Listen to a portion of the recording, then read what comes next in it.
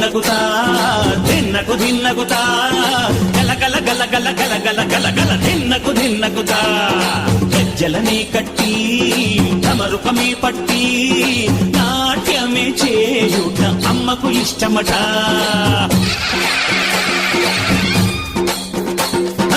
ఊరే ఊగేల ఇయ్యాలి హారతి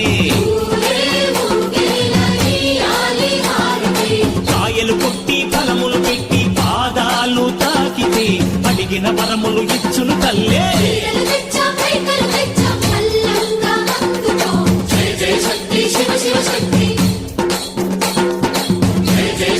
శివ శివ శక్తి